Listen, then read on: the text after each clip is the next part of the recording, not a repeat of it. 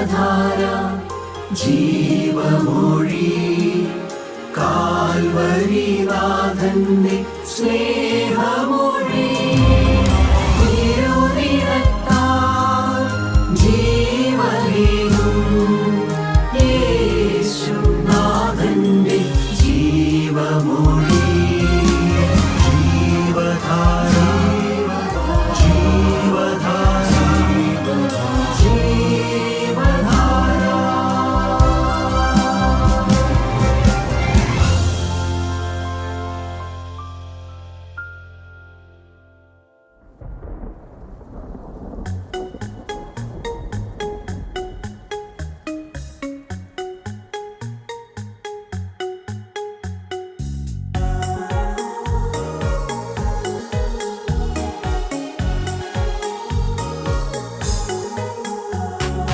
കാഹളം കാതുകളിൽ കേട്ടിടാറായി ദൈവദൂതർ പൊൻവീണകൾ മീട്ടിടാറായി ദൈവദൂതർ പൊൻവീണകൾ മീട്ടിടാറായി യേശു താൻ അരുളിയ വാഗ്ദത്തം നിറവേറാൻ കാലങ്ങൾ നമ്മെ വിട്ടു പായുകയായി യേശു താൻ അരുളിയ വാഗ്ദത്തം നിറവേറാൻ കാലങ്ങൾ നമ്മെ വിട്ടു പായുകയായി. യേശുക്രിസ്തുവിൻ്റെ പരിശുദ്ധമായ നാമം മഹത്വപ്പെടുമാറാകട്ടെ. നമുക്കൊരു വാക്യം വായിക്കാം. 147 സങ്കീർത്തനം 3 വാക്യം. മനം തകർന്നവരെ അവൻ സൗഖ്യമാക്കുകയും അവരുടെ മുറിവുകളെ കെട്ടുകയും ചെയ്യുന്നു. സകല ലോകത്തിൻ്റെയും രാജാവ് എൻ്റെ കർത്താവായി വരുവാൻ തക്കവണ്ണം പിതാവാം ദൈവത്തിന് പാപിയായ എന്നോട് കരുണ തോന്നിയതിനാൽ ഒരു പ്രാവശ്യം കൂടി ആ ധന്യമായ നാമത്തിൽ നിൽക്കുവാൻ കർത്താവ് ഭാഗ്യം തന്നു. നന്ദിയോടെ സ്തോത്രം. യേശുക്രിസ്തു മനം തകർന്നവരെ സന്ദർശിക്കുന്ന ദൈവമാണ്. അവൻ സൗഖ്യമാക്കുന്ന ദൈവമാണ്.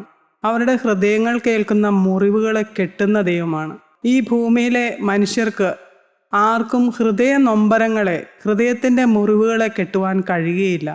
ഹൃദയത്തിൻ്റെ മുറിവുകളെ പൊറിപ്പിക്കാനും കഴിയുന്നതും യേശുക്രിസ്തുവിനും ആ പരിശുദ്ധ രക്തത്തിനും മാത്രമാണ്.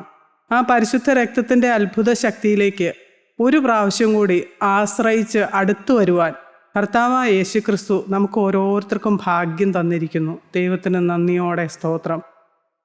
മനം തകർന്നവരെ അവൻ സൗഖ്യമാക്കുകയും അവരുടെ മുറിവുകളെ കെട്ടുകയും ചെയ്യുന്നു. സൗഖ്യമാകുവാൻ ഭാഗ്യം ലഭിച്ച ഒരു വ്യക്തി, ഹൃദയത്തിൻ്റെ അതിവേദനകളും ഈ ലോകത്താലുള്ള നിന്ദയും പരിഹാസങ്ങളും എല്ലാം മാറി ആ ഹൃദയത്തിൻ്റെ മുറിവുകൾക്ക് സൗഖ്യം വന്ന ഒരു വ്യക്തി. അതിന് 2 പേരെക്കുറിച്ച് കർത്താവായ യേശുക്രിസ്തുവിൻ്റെ കൃപയിൽ ആശ്രയിച്ചുകൊണ്ട് നമുക്ക് ചിന്തിക്കാം.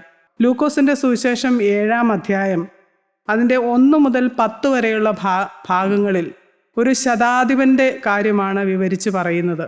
അതിൻ്റെ 9-ാം വാക്യം നമുക്കൊന്ന് വായിക്കാം.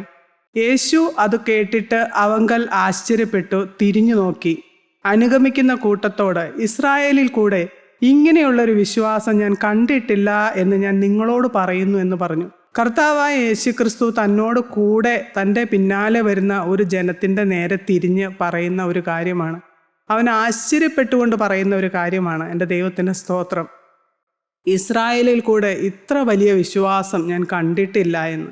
ഒരു പുറജാതിക്കാരനായ ഒരു വ്യക്തി ക്രിസ്തുവിലുള്ള ആ വിശ്വാസമാണ് കർത്താവായ യേശുക്രിസ്തു ആ സമൂഹത്തിൻ്റെ മധ്യേ ഏറ്റുപറഞ്ഞത്. 2-ാമത്തെ വാക്യം മുതൽ വായിക്കാം. അവിടെ ഒരു ശതാധിപന് പ്രിയനായ ദാസൻ ദീനം പിടിച്ച് മരിപ്പാറായിരുന്നു. അവൻ യേശുവിൻ്റെ വസ്തുത കേട്ടിട്ട് അവൻ വന്ന് തൻ്റെ ദാസനെ രക്ഷിക്കേണ്ടതിന് അവനോട് അപേക്ഷിപ്പാൻ യഹൂദന്മാരുടെ മൂപ്പന്മാരെ അവൻ്റെ അടുക്കൽ അയച്ചു. കഫർനഹൂം എന്ന ഒരു പട്ടണത്തിലെ ഒരു ശതാധിപനെ കുറിച്ചാണ് നാം അവിടെ വായിച്ചു കേട്ടത്. കഫർനഹൂം എന്ന പട്ടണത്തിലാണ് കർത്താവായ യേശുക്രിസ്തു പലപ്പോഴും തൻ്റെ വീര്യപ്രവർത്തികൾ പലതും ചെയ്തതാണ്. അവിടെ കർത്താവ് താമസിച്ച സ്ഥലമാണ്. ആ സ്ഥലത്തിന് എന്തെങ്കിലും പ്രത്യേകതയുണ്ടോ? എൻ്റെ ദൈവത്തിന് സ്തോത്രം. ആ സ്ഥലത്തിന് ഒരു പ്രത്യേകതയും ഉണ്ടായിരുന്നില്ല. ഏറ്റവും ദരിദ്രമായ ഒരു സ്ഥലമായിരുന്നു അത്. കഫർ എന്ന് പറഞ്ഞാൽ ചെറിയ പട്ടണം എന്നാണ് ആ വാക്കിൻ്റെ അർത്ഥം. നഹൂം എന്ന ഒരു വ്യക്തി പണി കഴിപ്പിച്ച ഒരു പട്ടണമാകയാൽ ആ പട്ടണത്തിന് കഫർനഹൂം എന്ന് പേരായി. അവിടെ കൃഷിയുണ്ട്, വ്യാപാരം നടക്കുന്നുണ്ട്.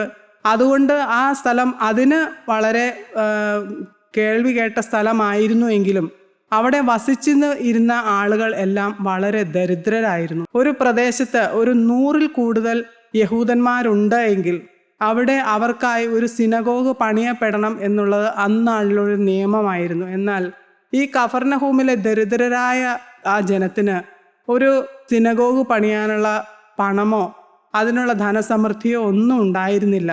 എന്നാൽ ഈ ശതാധിപനാണ് ആ ജനത്തെ സ്നേഹിച്ച് ആ ജനത്തോട് കരുണ തോന്നി, ആ ജനത്തിൻ്റെ ആ ഇല്ലായ്മയിൽ മനസ്സലിവ് തോന്നി ഈ ശതാധിപൻ അവർക്ക് ഒരു ദേവാലയം, ഒരു സിനഗോഗ് പണി കഴിപ്പിച്ചു കൊടുത്തു. ആ ശതാധിപൻ്റെ ദാസനാണ് മരിപ്പാറായ രോഗം ബാധിച്ച് കിടക്കുന്നത്. ആ ശതാധിപൻ തൻ്റെ ദാസനെ സ്നേഹിക്കുന്നവനായിരുന്നു.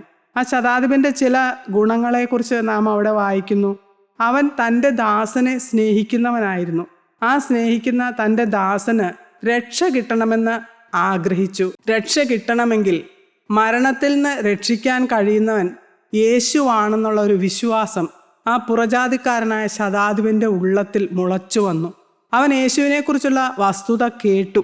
ഒന്ന്, താൻ തൻ്റെ ദാസനെ സ്നേഹിക്കുന്നവനായിരുന്നു, യഹൂദ ജനത്തെ സ്നേഹിക്കുന്നവനായിരുന്നു. രണ്ടാമത്, അവിടെ യഹൂദ മൂപ്പന്മാരുമായി നല്ല സമ്പർക്കം പുലർത്തുന്നവനായിരുന്നു ഈ ശതാധിപൻ. അതുകൊണ്ട് തന്നെ തൻ്റെ കാര്യം യേശുക്രിസ്തുവിൻ്റെ സന്നിധിയിൽ ഉണർത്തിക്കുവാനായി ആ യഹൂദ മൂപ്പന്മാരെ ആ ശതാധിപൻ യേശുവിൻ്റെ അടുക്കലേക്ക് പറഞ്ഞയക്കുകയാണ്.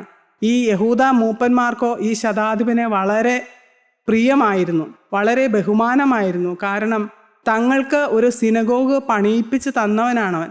ആ താഴെ ഭാഗത്ത് 5-ാം വാക്യത്തിൽ നാം വായിക്കുന്നു, അവൻ നമ്മുടെ ജനത്തെ സ്നേഹിക്കുന്നു, ഞങ്ങൾക്ക് ഒരു പള്ളിയും തീർപ്പിച്ചു തന്നിരിക്കുന്നു എന്ന് പറഞ്ഞു. ആ യഹൂദ മൂപ്പന്മാർ കർത്താവിൻ്റെ അടുക്കൽ വന്നിട്ട് പറയാണ്, അവൻ യോഗ്യൻ, ഈ ശതാധിപൻ യോഗ്യനാണ്. കർത്താവായ യേശുക്രിസ്തു അവന് വേണ്ടി പ്രവർത്തിക്കാൻ അവൻ യോഗ്യനാണ്. എന്താണ് ഈ മൂപ്പന്മാർ കണ്ട യോഗ്യത? ഒന്ന്, അവൻ നമ്മുടെ ജനത്തെ സ്നേഹിക്കുന്നു. കർത്താവിനോട് പറയാണ്, നമ്മുടെ ജനത്തെ സ്നേഹിക്കുന്നവനാണ് അവൻ. പോരാ, അവൻ നമുക്കൊരു പള്ളിയും തീർപ്പിച്ച് തന്നിരിക്കുന്നു. ഈ 2 കാര്യങ്ങളാൽ ഈ കർത്താവായ യേശുക്രിസ്തു അവന് വേണ്ടി ഒരു ഉപകാരം ചെയ്തു കൊടുക്കാൻ, അവൻ അയച്ചിരിക്കുന്ന ഈ കാര്യം ചെയ്തു കൊടുക്കാൻ അവൻ യോഗ്യനാണ് എന്ന് കർത്താവിനോട് ആ യഹൂദ മൂപ്പന്മാർ പറഞ്ഞപ്പോൾ കർത്താവ് അവരുടെ കൂടെ പോവുകയാണ്. ഈ ബാല്യക്കാരൻ മരിപ്പാറായി കിടക്കുകയാണ്. കർത്താവ് വന്ന് അവനെ രക്ഷിക്കണമെന്ന് ഈ ശതാധിപൻ ആഗ്രഹിക്കുന്നു എന്ന വസ്തുത യേശുവിൻ്റെ സന്നിധിയിൽ ഈ മൂപ്പന്മാർ അറിയിച്ചപ്പോൾ ആ യേശുക്രിസ്തു, ഹൃദയങ്ങളെ അറിയുന്ന യേശുക്രിസ്തു, നിരൂപണം ദൂരത്തുനിന്ന് ഗ്രഹിക്കുന്ന ദൈവം, കർത്താവായ യേശുക്രിസ്തുവിന് അപ്പോൾ തന്നെ മനസ്സിലായി ഈ ശതാധിപൻ്റെ ഉള്ളിലെ വിശ്വാസം. മരണത്തിൽ നിന്ന് വിടുവിപ്പാൻ കഴിയുന്നവൻ, മരണത്തിൽ നിന്ന് രക്ഷിപ്പാൻ കഴിയുന്നവൻ യേശുക്രിസ്തു ആണ് എന്നുള്ള ഒരു വിശ്വാസം അവൻ്റെ ഉള്ളത്തിൽ വന്നു. നമുക്ക് ആർക്കെല്ലാം ആ ഒരു വിശ്വാസം വന്നിട്ടുണ്ട്? യേശുക്രിസ്തു അവരോടുകൂടെ പോവുകയാണ്. ഈ ശതാധിപൻ്റെ ഭവനത്തിലേക്കാണ് പോകുന്നത്. നാളുകളായ വചനം കേൾക്കുന്ന നമുക്ക് ആ ഒരു വിശ്വാസം, ആ പുറജാതിക്കാരനായ ആ ശതാധിപനുണ്ടായ വിശ്വാസം നമുക്കുണ്ടോ? മരണകരമായ അവസ്ഥയിൽ നിന്ന് വിടുവിപ്പാൻ അധികാരമുള്ളവൻ യേശുക്രിസ്തു മാത്രമാണെന്ന്.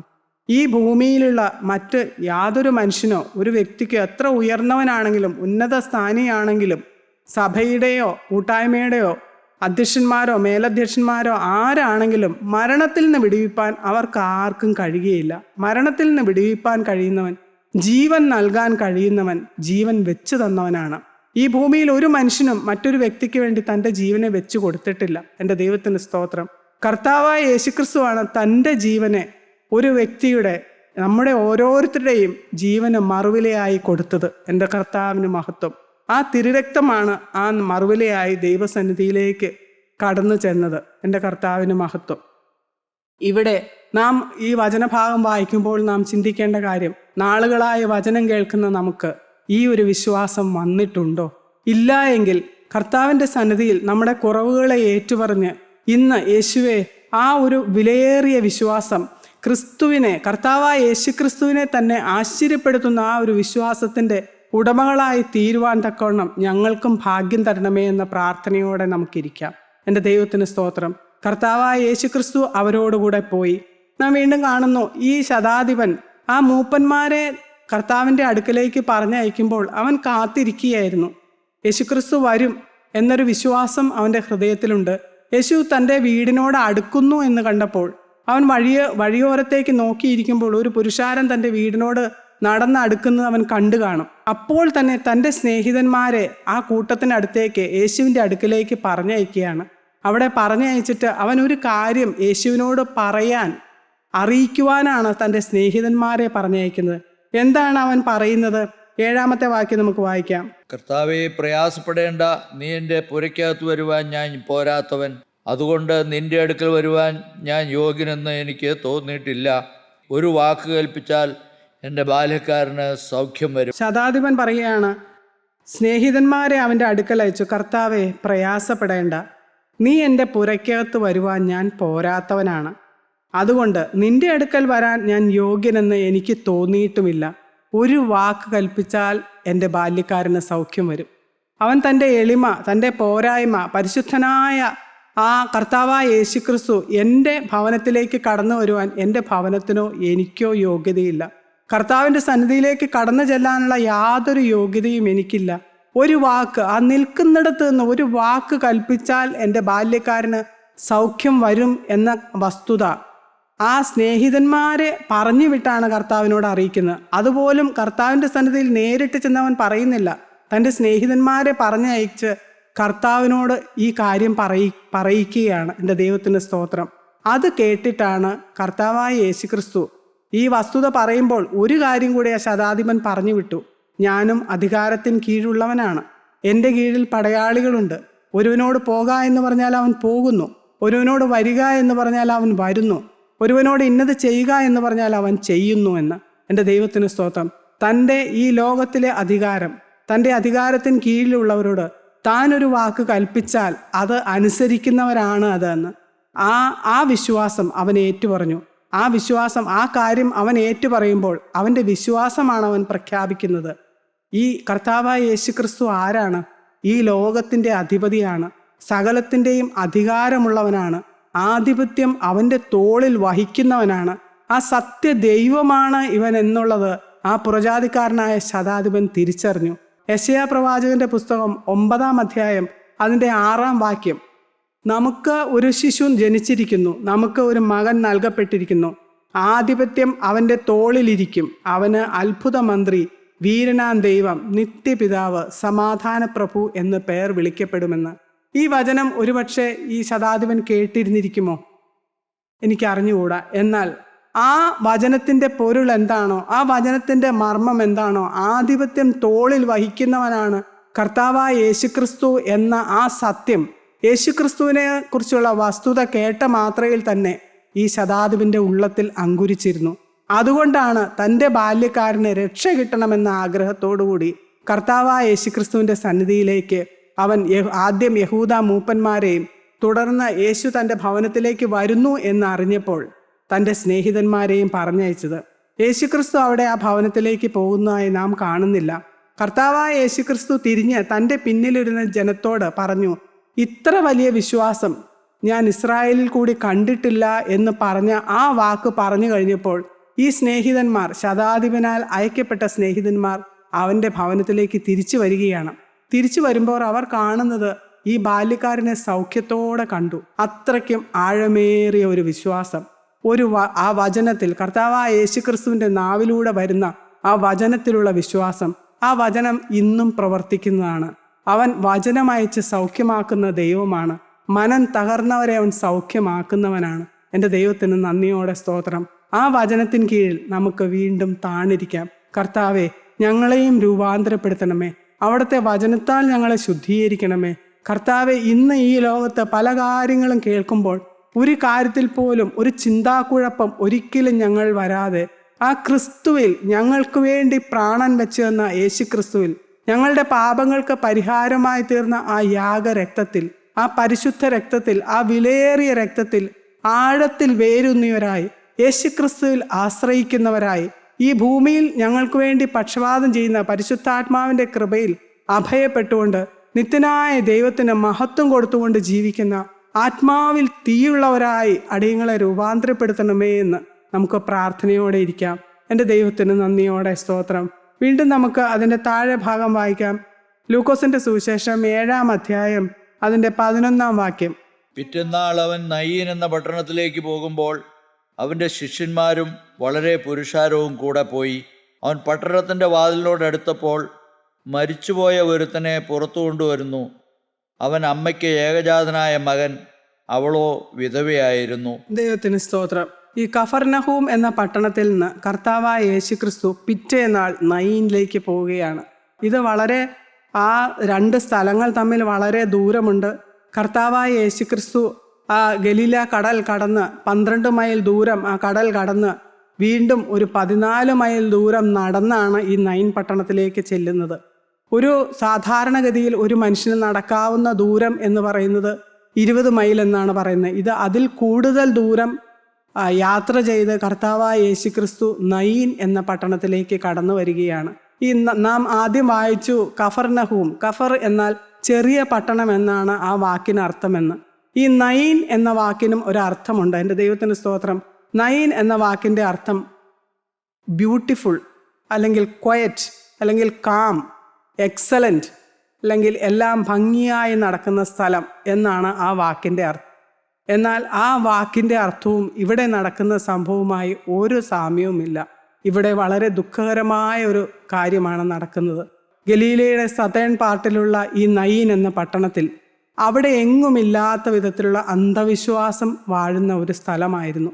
ഒരു ഭവനത്തിൽ ഒരു അനർത്ഥമുണ്ടായാൽ, ആ ഭവനത്തിലെ ഒരു പുരുഷൻ മരിച്ചാൽ അതിന് കാരണം ആ ഭവനത്തിലെ സ്ത്രീയാണ് എന്ന് മുദ്ര കുത്തുന്ന ഒരു സമൂഹം. ആ സ്ത്രീയുടെ പാപം കൊണ്ടാണ്, ആ സ്ത്രീയുടെ കുറ്റം കൊണ്ടാണ് ആ സ്ത്രീയുടെ ഭർത്താവ് മരിച്ചു പോയത് എന്ന് പറയുന്ന ഒരു സമൂഹം. അങ്ങനെയുള്ള ആ സമൂഹത്തിൽ, അങ്ങനെ ആ ഭർത്താവ് മരിച്ചു കിടക്കുമ്പോൾ അവിടെ വിലാപക്കാർ വരും, കുഴലൂത്തുകാർ വരും, അയൽവക്കക്കാരെല്ലാവരും വരും. പക്ഷേ ഈ അയൽവക്കത്തുനിന്ന് വരുന്നവരാരും ആ ഭവനത്തിൽ ഒരു സഹായം ചെയ്യുകയോ ഒന്നും ചെയ്യാതെ ഈ സ്ത്രീയെ കുറ്റപ്പെടുത്തിക്കൊണ്ട് അടുത്ത് നിൽക്കുക മാത്രമേ ഉള്ളൂ. അവരുടെ പ്രമാണം അന്യൻ്റെ പാപത്തിൽ ഓഹരിക്കാരനാകരുത് എന്നുള്ള ആ ഒരു പ്രമാണത്തിൽ. കാരണം ഈ സ്ത്രീ ശാപഗ്രസ്തയാണ്. ആ സ്ത്രീയുടെ പാപം മൂലമാണ് അവളുടെ ഭർത്താവ് മരിച്ചത്. അങ്ങനെയുള്ള ഒരു സ്ത്രീക്ക് ഒരു സഹായവും ചെയ്യാൻ പാടില്ല. അവളെ എത്രത്തോളം വേദനിപ്പിക്കാമോ അത്രത്തോളം വേദനിപ്പിച്ച് ആ സമൂഹം ഒന്നാകെ അവളെ അപമാനിച്ച്, അങ്ങനെയായിരുന്നു ആ നയീൻ പട്ടണത്തിൻ്റെ രീതി. ഈ വിധവ തൻ്റെ ഭർത്താവ് മരിച്ച സമയത്ത് ഇതെല്ലാം അനുഭവിച്ചതാണ്. അന്നത്തെ ആചാരമനുസരിച്ച് ശവശരീരം കുളിപ്പിച്ച് സുഗന്ധവർഗം പൂശി വെള്ളത്തുണി ചുറ്റി ശവമഞ്ചത്തിൽ കിടത്തണം. ഇത് സാധാരണ ഒരു ഭർത്താവ് മരിച്ചു കഴിഞ്ഞാൽ ആ സ്ത്രീക്ക് വേണ്ടി ആ സമൂഹത്തിൽ ആരും ചെയ്തു കൊടുക്കുകയില്ല. അവൾ തനിയെയാണ് അതെല്ലാം ചെയ്യേണ്ടത്. അതിദുഃഖത്തോടെ തൻ്റെ ഭർത്താവിനെ മരിച്ച ശരീരത്തെ കുളിപ്പിച്ച് അതിൽ സുഗന്ധവർഗം ഇട്ട് വെള്ളത്തുണി ചുറ്റിയപ്പോൾ അന്ന് തൻ്റെ മകൻ അവളോട് കൂടെയുണ്ടായിരുന്നു. എന്നാൽ ഇന്ന് ആ മകൻ മരിച്ചിരിക്കുന്നു. അതേ അന്ന് പോയ ആ നിന്ദയുടെ പാതയിലൂടെ അവൾ പോവുകയാണ്. അതികഠിനമായ വേദനയിലൂടെ, ഹൃദയത്തിൻ്റെ നുറുക്കത്തിലൂടെ അവൾ കടന്നു പോകുന്നു. അവൾ തനിയെ, ആ പതിവ് പോലെ തന്നെ തനിയെ തൻ്റെ ഏകജാതനായ മകനെ കുളിപ്പിച്ച് അവനെ സുഗന്ധവർഗം ഇടുവിച്ച് വെള്ളത്തുണി ചുറ്റി ശവമഞ്ചത്തിൽ കിടത്തി. ഈ നാട്ടുകാർ, ഈ ശവമഞ്ചം ചുമക്കുന്ന വിലാപക്കാർ വന്ന് ശവമഞ്ചം ചുമന്നുകൊണ്ട് പോകും. കുഴലൂത്തുകാർ പിന്നിൽ നിന്ന് കുഴലൂതും. അവർ വിലാപഗാനം പാടും. എന്നാൽ ഈ സ്ത്രീയെ ശവമഞ്ചത്തിൻ്റെ മുമ്പിൽ നിർത്തും, അപമാനത്തിൻ്റെ അടയാളമായി. ചുറ്റും നിന്ന് ഈ ജനമെല്ലാം അവളെ പരിഹസിക്കും, അവളെ കുറ്റം പറയും, അവളെ ഒറ്റപ്പെടുത്തും. നീ കരയടി, നിന്റെ ജീവിതത്തിൽ ഇത് ആവശ്യമാണ്, നിന്റെ ജീവിതത്തിൻ്റെ പാപം കൊണ്ടാണ് ഇങ്ങനെയെല്ലാം വന്നത് എന്ന് പറഞ്ഞ് വിമർശിക്കും. ഈ അതിവേദന അനുഭവിച്ചുകൊണ്ട് ആ സ്ത്രീ ഹൃദയം പൊട്ടി തകർന്നുകൊണ്ട് മുമ്പോട്ട് പോവുകയാണ്. അവളുടെ ജീവിതത്തിൽ അവളുടെ അധ്യായങ്ങളെല്ലാം അടഞ്ഞു. ഇനി മുന്നോട്ട് ശൂന്യത മാത്രമാണ് അവൾ കാണുന്നത്. ആ ശവമഞ്ചം ചുമന്നുകൊണ്ട് പോയാൽ അവൾക്കറിയാം, ആ മഞ്ചം ചുമക്കുന്നവർ ആ പട്ടണത്തിൻ്റെ പുറത്തുള്ള ആ സെമിത്തേരിയിൽ എത്തുമ്പോൾ മഞ്ചം താഴെ ഇറക്കി വയ്ക്കും. അവിടുന്ന് ആ ശവം എടുത്ത് അടക്കേണ്ടതും ഈ സ്ത്രീ ഒറ്റയ്ക്കാണ്. ആ അതിവേദനയിലൂടെ കടന്നു പോകുമ്പോൾ അവൾക്കറിയാം, കുഴലുത്തുകാരും വിലാപക്കാരും നാട്ടുകാരും എല്ലാം തിരിച്ചു പോരും. അവൾ ഒറ്റയ്ക്ക് ആ ശവം അടക്കിയെടുത്ത് കരഞ്ഞുകൊണ്ട് നിൽക്കും. അതെല്ലാം അവളുടെ മനസ്സിലുണ്ട്. ഈ ദുഃഖമെല്ലാം പേറി നാട്ടുകാരുടെ അപമാനവും പരിഹാസവും എല്ലാം കേട്ടുകൊണ്ട് ഹൃദയം നുറുങ്ങി കരഞ്ഞുകൊണ്ട് അവൾ ആ മഞ്ചത്തിൻ്റെ മുമ്പാകെ നടക്കുന്നു. നാം ഇത് കേൾക്കുമ്പോൾ നാം ഒന്ന് ചിന്തിച്ചു നോക്കണം. ലോകത്താലുള്ള അപമാനം സഹിച്ച് അതിവേദനയിലൂടെ ഇനി എൻ്റെ ജീവിതത്തിൽ ഒരു പ്രകാശം വരാനില്ല, എൻ്റെ ജീവിതത്തിൻ്റെ അധ്യായം അടഞ്ഞു, എനിക്ക് വേണ്ടി ഒന്ന് വാദിക്കാൻ ആരുമില്ല എന്ന ദുഃഖത്തോടെ കഴിയുന്നവർ ആരെങ്കിലുമുണ്ടോ? ഈ രോഗത്തിനു ശമനം വരികയില്ല, എൻ്റെ മരണാവസ്ഥയ്ക്ക്, എൻ്റെ ഭാവി ശൂന്യമായി പോയ അവസ്ഥയ്ക്ക് ഇനിയൊരു മാറ്റം വരികയില്ല, എല്ലാം അടഞ്ഞ അധ്യായം, ഇനി ഇതിനപ്പുറത്തേക്ക് ഒന്നുമില്ല എന്നോർത്ത് ദുഃഖിച്ചിരിക്കുന്നവർ, അവർക്ക് നോക്കാൻ പ്രത്യാശയുടെ ഒരു കേന്ദ്രം കർത്താവായ യേശു ക്രിസ്തു. അവൻ്റെ ആ തുളയ്ക്കപ്പെട്ട മാർവ്, അവിടെ അധ്യായം തുടങ്ങുകയാണ്. ആ അടഞ്ഞുപോയത് തുറക്കുന്ന ഇടമാണ് കർത്താവിൻ്റെ തുറന്ന മാർവ്. ആരുടെയെല്ലാം ഭാവി അടഞ്ഞുപോയി എന്ന് വിചാരിക്കുന്നുവോ, ആരുടെയെല്ലാം ജീവിതത്തിന് ഇനിയൊരു നറുനാമ്പില്ല എന്ന് വിചാരിക്കുന്നുവോ, ആത്മീയ ജീവിതത്തിൽ ഇനിയൊരു പുതിയ ഒരു ചുവട് വെക്കാൻ എനിക്ക് കഴിയുകയില്ല, യേശുക്രിസ്തുവിനോട് കൂടെ ഒരു ചുവട് പോലും നടക്കാൻ എനിക്ക് കഴിയുകയില്ല, ഞാൻ എത്ര തീരുമാനമെടുത്താലും ഞാൻ വീണു പോകുന്നവളല്ലേ, മറ്റുള്ളവർ എന്നെ പരിഹസിക്കുകയും ഒറ്റപ്പെടുത്തുകയും ചെയ്യുന്നു, എൻ്റെ ദുഃഖം കാണാൻ ആരുമില്ലല്ലോ എന്നോർത്ത് നിലവിളിക്കുന്ന വ്യക്തിയാണ് നമ്മിൽ ആരെങ്കിലും ഉണ്ട് എങ്കിൽ അവർക്ക് നോക്കാൻ ഒരു ഇടമുണ്ട്. അടഞ്ഞു പോയിടത്ത് പുതിയ വാതിൽ തുറന്നിരിക്കുന്നു. കർത്താവായ യേശുക്രിസ്തുവിൻ്റെ തിരുവിലാവ് തുറന്നിരിക്കുന്നു. അവിടെ പുതിയ അധ്യായം തുടങ്ങുകയാണ്. ഈ സ്ത്രീ കരഞ്ഞുകൊണ്ട് പോകുമ്പോൾ അവൾ ഓർത്തില്ല അവളുടെ ജീവിതത്തിൽ ഇനിയൊരു ചിരി ഉണ്ടാകുമെന്ന്, ഇനിയൊരു സന്തോഷമുണ്ടാകുമെന്ന്, ഇനിയൊരു പ്രത്യാശ ഉണ്ടാകുമെന്ന്. എൻ്റെ ദൈവത്തിന് സ്തോത്രം. നാം ആദ്യം ആ കഫർനഹൂമിലെ ശതാധിപനെ കുറിച്ച് ചിന്തിച്ചു. ആ ശതാധിപന് വേണ്ടി ദൈവസന്നിധിയിൽ, കർത്താവിൻ്റെ സന്നിധിയിൽ വാദിക്കുവാൻ അവൻ യോഗ്യനാണ്, അവൻ അർഹനാണ്, അവൻ ഇന്നത് ചെയ്ത് തന്നതാണെന്ന് പറയാൻ യഹൂദ മൂപ്പന്മാരുണ്ടായിരുന്നു. കർത്താവിൻ്റെ സന്നിധിയിലേക്ക് തൻ്റെ ഹൃദയത്തിൻ്റെ തീരുമാനവും സമർപ്പണവും പറഞ്ഞ് അറിയിക്കുവാൻ അവന് സ്നേഹിതന്മാരുണ്ടായിരുന്നു. എന്നാൽ ഇവിടെ ഈ സ്ത്രീക്ക് ആരുമില്ല. ആ സ്ത്രീയുടെ മകൻ തലേന്ന് മരിക്കുമ്പോൾ കർത്താവായ യേശു ക്രിസ്തു കഫർനഹൂമിലാണ്. ദൂരത്തുനിന്ന് ഹൃദയത്തിൻ്റെ നിരൂപണങ്ങൾ അറിയുന്ന ദൈവം നയീൻ പട്ടണത്തിലിരുന്ന് ഈ വിധവയുടെ കണ്ണുനീരും നെടുവീർപ്പും കർത്താവായ യേശു ക്രിസ്തു കഫർനഹൂമിലിരുന്ന് അറിഞ്ഞു. അതാണ് കർത്താവായ യേശു ക്രിസ്തുവിനെ ബന്ധപ്പെടുത്തി ഇത്ര ദൂരം താണ്ടി പെട്ടെന്ന് നയീൻ പട്ടണത്തിലേക്ക് വരുത്തിയത്. ആ സ്നേഹം, തൻ്റെ സൃഷ്ടിയോടുള്ള സ്നേഹം, തൻ്റെ സൃഷ്ടിയുടെ വേദനയിൽ പങ്കുചേരാനുള്ള ആ കർത്താവായ യേശു ക്രിസ്തുവിൻ്റെ ഹൃദയത്തിൻ്റെ ആ വെമ്പൽ. ഒരു സമൂഹം കർത്താവിനോട് കൂടെ ജനസമൂഹം വന്നിട്ടുണ്ട്. എൻ്റെ ദൈവത്തിന് സ്തോത്രം. കർത്താവ് ആ നയീൻ പട്ടണത്തിലേക്ക് വരുമ്പോൾ അവൻ കാണുന്നത് ഈ വിലാപയാത്ര പട്ടണത്തിന് പുറത്തേക്ക് വരുന്നതാണ്. ആ പട്ടണത്തിന് പുറത്താണ് ഈ സംസ്കാരം നടക്കുന്നത്. ഒന്ന് വിലാപക്കാരുടെ, അതിദുഃഖിതരുടെ, പ്രതീക്ഷയില്ല എന്ന് വിചാരിച്ചു വരുന്ന ഒരു സ്ത്രീ മുൻനിർത്തിക്കൊണ്ടുവരുന്ന ഒരു സമൂഹം. ആ സ്ത്രീയെ വിധിച്ച് പഴിച്ച് പരിഹസിച്ച് നിൽക്കുന്ന, ചുറ്റും നിൽക്കുന്ന സമൂഹത്തിൻ്റെ മുമ്പിൽ ഒറ്റപ്പെട്ടവളായി, ഒരു വാക്കുപോലും ഉരിയാടാൻ വകയില്ലാത്തവളായി, ഒരു പ്രതീക്ഷയ്ക്കുള്ള നറുനാമ്പ് പോലും മുമ്പിൽ കാണാത്തവളായി, തകർന്ന ഹൃദയത്തോടെ നിലവിളിച്ചു കൊണ്ടുവരുന്ന ഒരു സ്ത്രീ, ഒരു ബലഹീന സ്ത്രീ. തൻ്റെ തുണ നഷ്ടപ്പെട്ടു, തൻ്റെ ഏകജാതനായ മകൻ നഷ്ടപ്പെട്ടു, ഇനി അവളുടെ ജീവിതത്തിൽ ഒന്നും ബാക്കിയില്ല. എന്നാൽ പാട്ടുകാരൻ ഇപ്രകാരം പാടും: എൻ മൊഴി കേൾപ്പാൻ ഭൂവിൽ കാതില്ലെങ്കിലും, എൻ മൊഴി കേൾപ്പാൻ ഭൂവിൽ കാതില്ലെങ്കിലും, ചെമ്മയായി തുറന്ന കാതൊന്നുണ്ടു സ്വർഗത്തിൽ, ചെമ്മയായി തുറന്ന കാതൊന്നുണ്ടു സ്വർഗത്തിൽ. മാനുഷികമാം കൈകൾ താണു പോകുമ്പോൾ, മാനുഷികമാം കൈകൾ താണു പോകുമ്പോൾ, ക്ഷീണിക്കാത്ത കൈ എനിക്കൊന്നുണ്ട് സ്വർഗത്തിൽ, ക്ഷീണിക്കാത്ത കൈയൊന്നുണ്ട് സ്വർഗത്തിൽ. സ്തോത്രം. ആ ക്ഷീണിക്കാത്ത കൈ, മാനുഷികമായ കൈകളെല്ലാം നീങ്ങിപ്പോയ അവസ്ഥ. ഈ ഭൂമിയിൽ ഒരു മനുഷ്യനും ആ സ്ത്രീയെ സഹായിക്കാനുണ്ടായിരുന്നില്ല. ആ മാനുഷികമായ കൈകളെല്ലാം നീങ്ങിപ്പോയപ്പോൾ ക്ഷീണിക്കാത്ത കരം നീണ്ടുവന്നു. എൻ്റെ ദൈവത്തിന് നന്ദിയോടെ സ്തോത്രം. നമുക്ക് 7-ാം അധ്യായം അതിൻ്റെ 13-ാം വാക്യം വായിക്കാം. അവളെ കണ്ടിട്ട് കർത്താവ് മനസ്സറിഞ്ഞ് അവളോട് കരയേണ്ട എന്ന് പറഞ്ഞു. അവൻ അടുത്തിയെന്നു, മഞ്ചം തൊട്ടു, ചുമക്കുന്നവർ നിന്നു. 2 കൂട്ടം ജനങ്ങൾ. കർത്താവായ യേശുക്രിസ്തുവിനോട് കൂടെ തൻ്റെ ശിഷ്യന്മാരും അവനെ പിന്തുടർന്ന ഒരു ജനസമൂഹവും. എൻ്റെ ദൈവത്തിന് സ്തോത്രം. എതിരെ വരുന്നത് ഈ വിലാപയാത്ര, ഈ സ്ത്രീയെ കുറ്റം വിധിച്ചുകൊണ്ട് നിൽക്കുന്ന ഒരു സമൂഹം. നീ കരയടി കരയടി, ഇത് നിനക്ക് നിന്റെ ജീവിതത്തിലെ പാപം കൊണ്ട് വന്നതാണെന്ന് പറഞ്ഞ് വിധിക്കുന്ന ഒരു സമൂഹം. എന്നാൽ ആ കരേടി എന്ന് പറയുന്നവരുടെ കൂട്ടത്തിന് മുമ്പാകെ നിന്ന് കർത്താവായ യേശുക്രിസ്തുവിൻ്റെ ആ ക്ഷീണിച്ചു പോകാത്ത കരം, താണിറങ്ങി വന്ന ആ കരം, എൻ്റെ ദൈവത്തിന് സ്തോത്രം, ജീവൻ നൽകുന്ന ആ കരം ആ മഞ്ചത്തെ ഒന്ന് തൊട്ടു. കർത്താവിന് സ്തോത്രം. സമൂഹം കരയാൻ പറയുമ്പോൾ കർത്താവായ യേശുക്രിസ്തു പറഞ്ഞു, കരയേണ്ട എന്ന്. എൻ്റെ ദൈവത്തിന് സ്തോത്രം. അവൾ അതുവരെയും കേട്ടിട്ടില്ലാത്തൊരു വാക്ക് കേട്ടപ്പോൾ അവൾ തല ഉയർത്തി നോക്കി. ആരാണ് തന്നോട് കരയേണ്ട എന്ന് പറയുന്നത്? തന്നോട് കരയേണ്ട എന്ന് പറഞ്ഞവൻ്റെ ആ മുഖത്തെ തേജസ് അവളുടെ ഹൃദയത്തിൻ്റെ ആഴത്തിലേക്ക് ഇറങ്ങി വന്നു. എൻ്റെ ദൈവത്തിന് സ്തോത്രം. ആ ഹൃദയത്തിൽ നിന്ന് ആ സ്നേഹത്തിൻ്റെയും നന്ദിയുടെയും ആ ഒരു സമർപ്പണം കർത്താവിൻ്റെ സന്നിധിയിലേക്ക്, ആ ഹൃദയത്തിൽ നിന്ന് കർത്താവിൻ്റെ ഹൃദയത്തിലേക്ക് കടന്നു ചെന്നു. അവൾ പുറമേ ഒരു വാക്കും പറഞ്ഞതായി അവിടെ കാണുന്നില്ല. കർത്താവായ യേശുക്രിസ്തു മഞ്ചം തൊട്ടു. എൻ്റെ ദൈവത്തിന് സ്തോത്രം. ആ മഞ്ചം തൊട്ടപ്പോൾ ചുമന്നവർ നിന്നു. എൻ്റെ ദൈവത്തിന് സ്തോത്രം.